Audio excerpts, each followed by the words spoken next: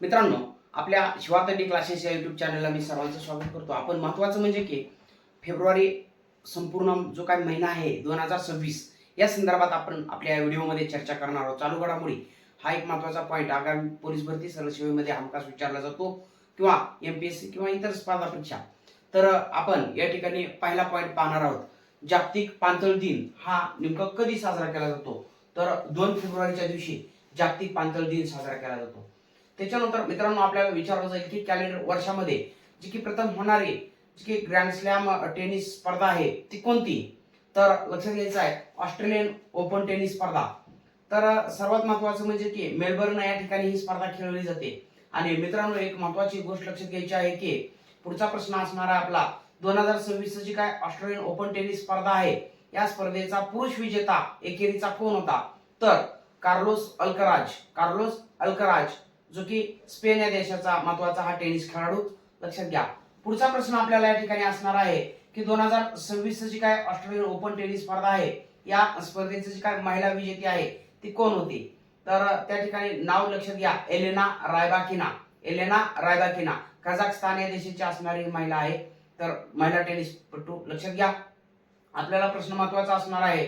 पुढचा 5वा प्रश्न असेल आपला या महत्वाचा व्हिडिओ मधला की फेब्रुवारी 2026 मध्ये महाराष्ट्रातील एकूण किती जिल्हा परिषदांसाठी मतदान झालेलं पाहायला मिळतं आपल्याला? तर 12 इतक्या जिल्हा परिषदांसाठी हे मतदान झालेलं आपल्याला दिसून येतं. आपल्याला या ठिकाणी पुढचं आपल्याला पाहायचं आहे की फेब्रुवारी 2026 मध्ये कोणत्या दिवशी जिल्हा परिषद मतदान बघा महाराष्ट्रामध्ये संपन्न झालं? तर 7 फेब्रुवारी 2026 ही संदर्भ तारीख लक्षात घ्यायची आपल्याला. महत्वाचा पॉइंट असणार आहे मित्रांनो. पुढचा प्रश्न या संदर्भात आपल्याला महत्वाचा असणारा राष्ट्रीय मतदार दिन कधी असतो? तर लक्षात घ्या 25 जानेवारी हा एक महत्वाचा असणारा आपला राष्ट्रीय मतदार दिन लक्षात घ्यायचा आहे. 25 जानेवारी 1950 ला आपला जो काही केंद्रीय निवडणूक आयोग आहे हा स्थापन झाला आणि हा दिवस महत्वाचा राष्ट्रीय मतदार दिन कोणता? 25 जानेवारी. पुढचा प्रश्न आपल्याला या ठिकाणी विचारला जाईल. महाराष्ट्रात कोणत्या ठिकाणी doctor Babasaheb Ambedkar advocate training सेंटरचं उद्घाटन झालं? तर लक्षात घ्या मुंबईमधील एक तोळो जानवी नावाचं ठिकाण आहे त्या ठिकाणी हे उद्घाटन झालेलं पाहायला मिळतं. लक्षात घ्या हा प्रश्न सुद्धा आपल्याला विचारला जाऊ शकतो, महत्वाचा आहे. त्याच्यानंतर पुढचा पॉइंट आहे महत्वाचा की महाराष्ट्रात पुणे हैदराबाद त्याचबरोबर पुणे मुंबई या 2 ट्रेन मार्गांना कोणत्या प्रकल्पानुसार मान्यता देण्याचं काम झालेलं आहे? तर लक्षात घ्या हा प्रकल्प कोणता? तर नवीन बुलेट ट्रेन प्रकल्प असणार आहे. लक्षात घ्या महत्वाचा पॉइंट असणार आहे मित्रांनो. हे 2 मार्ग महाराष्ट्रातील एक म्हणजे की पुणे हैदराबाद आणि पुणे मुंबई 2 ट्रेन मार्ग या ठिकाणी महत्वाचे. नेमचा किपजेन नावाचं जे काही एक असणाऱ्या महिला आहेत या कोणत्या राज्याच्या पहिल्या महिला उपमुख्यमंत्री बनलेल्या आहेत? तर लक्षात घ्या त्यांचं राज्य या ठिकाणी आपल्याला विचारलं जाऊ शकतं. कोणतं राज्य आहे? तर महत्वाचं म्हणजे की मणिपूर. त्याच्यानंतर पुढचा प्रश्न आपल्याला या ठिकाणी विचारला जाईल. पदवीपर्यंत मोफत शिक्षण देण्याचा निर्णय प्रथम कोणत्या राज्यानं आपल्या भारतामध्ये घेतलेला आहे? तर पदवीपर्यंत मोफत शिक्षण लक्षात घ्या कोणतं राज्य आहे? तर केरळ हे राज्य असणार आहे मित्रांनो. लक्षात घ्या महत्वाचं राज्य. त्याच्यानंतर फेब्रुवारी 2026 मध्ये नागरी सहकारी क्षेत्रातील जे काही बँका आहेत त्या बँकांचं जे काही व्यवस्थापनातील व तांत्रिक जी काही क्षमता वाढविण्यासाठी आरबीआयनं कोणते अभियान सुरू केलेलं आहे? तर या अभियानाचं नाव आपल्याला विचारलं जाऊ शकतं मिशन सक्षम महत्वाचं आहे.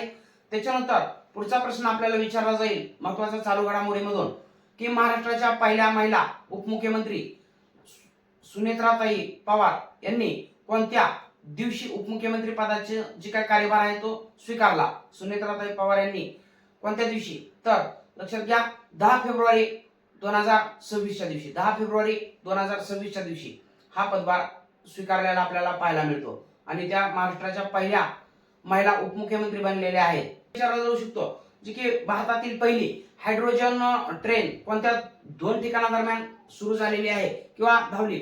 तर लक्षात घ्या जिंद ते महत्वाचं म्हणजे की जिंद ते सोनीपत हे महत्वाचं 2 ठिकाणं म्हणजे की हरियाणामधील हे ठिकाण असतील. लक्षात घ्या.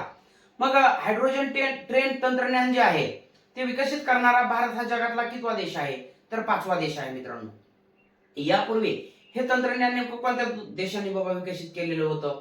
तर त्यामध्ये महत्वाचे आहेत जर्मनी आहे, फ्रान्स आहे, त्याच्यानंतर स्वीडन आहे, चीन आहे. हे महत्वाचे देश आपल्याला या ठिकाणी लक्षात घ्यायचे आहेत. त्याच्यानंतर 2025-26 चा जो काय रणजी करंडक क्रिकेट स्पर्धेचा विजेता संघ आहे तो कोणता, असाही प्रश्न आपल्याला या ठिकाणी विचारला जाईल. तर लक्षात घ्या मित्रांनो, महत्वाचा संघ कोणता, तर हा जम्मू काश्मीर. प्रथमच जम्मू काश्मीरच्या क्रिकेट संघाने या ठिकाणी रणजी करंडक क्रिकेट स्पर्धा जिंकलेली पाहायला मिळते. मग 2025-26 चा जो काय रणजी करंडक क्रिकेट स्पर्धेचा उपविजेता संघ होता तो कोणता, तर लक्षात घ्या कर्नाटक. महत्वाचं उत्तर आपलं काय असेल तर कर्नाटक असणार आहे. आतापर्यंत 8 वेळा कर्नाटकने सुद्धा रणजी करंडक क्रिकेट स्पर्धा जिंकलेली आहे. मग आतापर्यंत सर्वाधिक वेळा रणजी करंडक क्रिकेट स्पर्धेचा जो काही विजेता राहिलेला संघ आहे तो कोणता आहे, तर लक्षात घ्या महत्वाचा आहे तो म्हणजेच की मुंबई. जी की मुंबईनं जी काही स्पर्धा जिंकलेली आहे रणजी करंडक क्रिकेट स्पर्धा मुंबईनं 42 वेळा जिंकलेली आहे. आणि महत्वाची गोष्ट म्हणजे की जी की रणजी करंडक क्रिकेट स्पर्धेची सुरुवात आहे ती कधी झाली, असा प्रश्न आपल्याला या ठिकाणी विचारला जाईल. तर महत्वाचं लक्षात काय घ्यायचं आहे आपल्याला, जी की क्रिकेट स्पर्धेचा जे काय बघा किंवा क्रिकेट स्पर्धा म्हणूया आपण, ती 1934 ते 35 मध्ये सुरू झालेली पाहायला मिळते आपल्याला.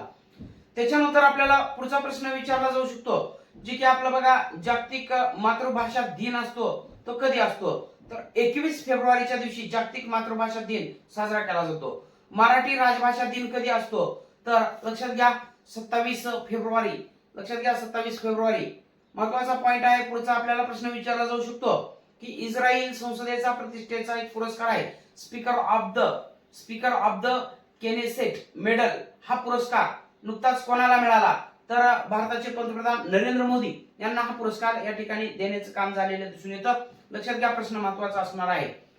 मग आपल्याला असाही प्रश्न विचारला जाईल, केनेसेट हे कोणत्या देशाच्या संसदेचं नाव आहे, तर इस्रायलच्या संसदेचं नाव काय, तर केनेसेट. लक्षात घ्या हा प्रश्न सुद्धा महत्वाचा असणार आहे आपल्याला. त्याच्यानंतर मायक्रोसॉफ्ट गेमिंगच्या उपाध्यक्षा आणि दुसरं म्हणजे की सीईओ या पदावरती नियुक्ती होणाऱ्या भारतीय वंशाच्या महिला कोण आहेत सध्या, तर आशा शर्मा. प्रश्न विचारला जाईल जगातील पहिले मानवता प्रथम AI शहर कोठे स्थापन झाले, तर बंगळुरू या ठिकाणी हे शहर स्थापन झालेलं आपल्याला पाहायला मिळतं मित्रांनो, कर्नाटकमध्ये. तर त्याच्यानंतरचा प्रश्न आपल्याला या ठिकाणी विचारला जाऊ शकतो, जी की चालू घडामोडीचा प्रश्न असणार आहे. नीती आयोगाच्या मुख्य कार्यकारी अधिकारी पदाचा जे काय अतिरिक्त कार्यभार आहे तो कोणाकडे देण्याचं काम झालं किंवा कोणाकडे दिला, तर निधी छिबर ह्या जे काय असणार एक महत्वाच्या कोण, तर IAS अधिकारी निधी छिबर यांच्याकडे या पदाचा कार्यभार देण्याचं काम झालेलं दिसून येतं. त्याचबरोबर प्रश्न महत्वाचा आहे मित्रांनो, भारतातील पहिला अंडर वॉटर बोगदा कोणत्या राज्यात उभारला जाणार, तर आसाम राज्यामध्ये हा बोगदा उभारला जाणार आहे ब्रह्मपुत्रा नदी या संदर्भात लक्षात घ्यायचे. भारतातील जे काय असणारा पहिला अंडर वॉटर बोगदा आहे तो नेमकं कोणत्या 2 ठिकाणांदरम्यान उभारला जाणार आहे, तर लक्षात घ्या महत्वाचं म्हणजेच की जो गोहपूर नुमालीगड आणि महत्वाचं म्हणजेच की हे आहे कोणत्या राज्यामध्ये, तर आसाम राज्यामध्ये. त्याच्यानंतर भारतातील पहिले भिकारी मुक्त शहर कोणते बनले, तर त्या ठिकाणी उत्तर काय असणार आपलं इंदोर असणार आहे. इंदोर हे उत्तर या ठिकाणी लक्षात घ्या. आणि त्याच्यानंतर पुढचा प्रश्न आपल्याला महत्वाचा असणार आहे, सध्या महाराष्ट्राचे राज्यपाल कोण आहेत, तर या ठिकाणी लक्षात घ्या हंगामी राज्यपाल पदाचा कार्यभार हा आचार्य देवव्रत यांच्याकडे असलेला दिसून येतो. तर पुढचा प्रश्नही आपल्याला महत्वाचा असणार आहे या ठिकाणी, 8वा वेतन आयोग तयार करणारे भारतातील पहिले राज्य कोणते, तर आसाम हे राज्य असणार आहे मित्रांनो. त्याच्यानंतर पुढचा प्रश्न महत्वाचा आहे, NIA म्हणजेच राष्ट्रीय तपास एजन्सीचं जे काय असणार आहे आता सध्या जे काही नवीन महानिदेशक असणार आहेत, महानिदेशक लक्षात घ्या NIA चे ते कोण आहेत, तर लक्षात घ्या राकेश अग्रवाल. की जी दृष्टीहीन लोक असतात, दृष्टीहीनांसाठी जी काय असणारी पहिली ब्रेल लायब्ररी कोणत्या राज्यात सुरू झाली, तर उत्तर प्रदेश राज्यामध्ये सुरू झालेली आहे. आणि महत्वाची गोष्ट म्हणजे की पहिलीच अशा प्रकारची ब्रेल लायब्ररी असणार आहे मित्रांनो. आता लुई ब्रेल हे एक महत्वाचे बघा त्या ठिकाणी संशोधक आहे ब्रेल लिपीचे, म्हणजेच की जे काही अंध लोक असतात, ब्लाइंड पीपल असतात त्यांच्यासाठी असणारी ही ब्रेल लिपी असणार आहे. आणि या प्रकारची ब्रेल लायब्ररी भारतात प्रथमच कोणत्या राज्यामध्ये, उत्तर प्रदेश राज्यामध्ये. आणि कोणत्या शहरामध्ये, तर लखनौ शहरामध्ये ही दृष्टीहीनांसाठी जी काय ब्रेल लायब्ररी आहे ती उभारण्याचं काम झालेलं पाहायला मिळतं आपल्याला. प्रश्न महत्वाचा बनतो. मग दक्षिण ध्रुवावर जी की बघा स्की करणारी पहिली सर्वात कमी वयाची भारतीय महिला कोण ठरली, तर लक्षात घ्यायचं आहे काम्या कार्तिकेयन. लक्षात घ्या म्हणजे दक्षिण ध्रुवावरती स्की करणारी पहिली सर्वात कमी वयाची जी की महिला आहे काम्या कार्तिकेयन, आणि काम्या कार्तिकेयन ही कोणत्या ठिकाणची आहे तर मुंबई महाराष्ट्र या ठिकाणची आहे. महत्वाचा इंडियन प्रीमियर लीग ची काय स्पर्धा आहे या स्पर्धेच्या प्रसारणावर बंदी घालण्याचं काम कोणत्या देशाने केलं तर बांगलादेशनं. लक्षात घ्या मित्रांनो, प्रश्न महत्वाचा आहे.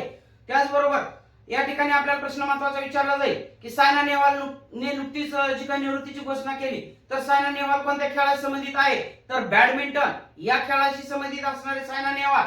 आणि महत्वाचा प्रश्न असणार आहे की आपल्या महाराष्ट्रातील पहिले नेट झिरो पंचायत ठरणारे जे काही गाव आहे ते कोणते तर बेलाग्राम असणार आहे. म्हणजे नेट झिरो पंचायत बघा या ठिकाणी कोणतं गाव बेलाग्राम, आणि जे की कोणत्या तर भंडारा या जिल्ह्यामधलं महत्वाचं गाव आहे. त्याच्यानंतर चालू घडामोडीमध्ये मग पुढचा प्रश्न महत्वाचा असणार आहे. रॉब जेटन नावाचे एक बघा व्यक्ती आहेत जे की कोणत्या देशाचे पहिले समलैंगिक तरुण पंतप्रधान बनलेले आहेत तर नेदरलँड या देशाचे आहेत ते. लक्षात घ्या, प्रश्न महत्वाचा आहे. मग दुसरा प्रश्न महत्वाचा आपल्याला विचारला जाईल या ठिकाणी संयुक्त राष्ट्र संघ व जागतिक आरोग्य संघटना या दोन्ही संघटनेच्या माध्यमातून global champion for road safety हे जे काय असणार एक महत्वाचे बघा कोणाला निवडलं गेलं तर सचिन तेंडुलकर. लक्षात घ्या, महत्वाचा प्रश्न आहे. हे जे काय असणार एक महत्वाचं म्हणजेच की बघा भारतातलं शिवाय आपल्या महाराष्ट्रातलं पहिलं जातमुक्त गाव कोणतं ठरलं तर सौंदाळा हे पहिलं जातमुक्त गाव भारतातलं आणि महाराष्ट्रातलं सुद्धा. त्याचबरोबर हे जे काय सौंदाळा गाव आहे जातमुक्त झालेलं पहिलं भारतातलं गाव ते कोणत्या राज्यातील आहे तर महाराष्ट्र राज्यातील आहे. किंवा जातमुक्त झालेलं पहिलं सौंदाळा गाव हे कोणत्या जिल्ह्यातील आहे तर अहिल्यानगर या जिल्ह्यातील असणार आहे महत्वाचं गाव असणार आहे. पुढचा प्रश्न आपल्याला महत्वाचा असणार आहे. सनेई तकाईची कोणत्या देशाच्या पहिल्या महिला पंतप्रधान बनलेल्या आहेत तर या प्रश्नाचं योग्य उत्तर आपलं असणार आहे जपान.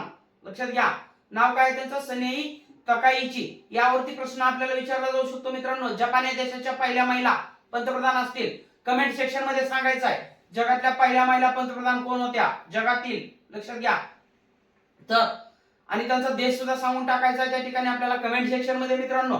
महत्वाचं म्हणजेच की पुढचा प्रश्न आपल्याला विचारला जाईल की बाबा तर प्लेयर ऑफ द इयर पुरस्कार जो की बुद्धिबळ क्षेत्रातला कोणाला मिळाला तर नुकताच मॅग्नस कार्लसन. मग दुसरा प्रश्न महत्वाचा आहे चालू घडामोडीचा. 28,000 बघा धावा करणारा जगातील दुसरा फलंदाज कोण बनला तर विराट कोहली. लक्षात घ्या, सचिन तेंडुलकरचं नाव क्रमांक 1 ला असणार आहे या ठिकाणी.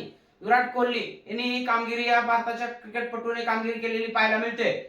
पुढचा प्रश्न आहे की इंस्टाग्रामवर 100 मिलियन फॉलोअर्स पार करणारे जगातील पहिले नेते कोण बनले तर पंतप्रधान नरेंद्र मोदी.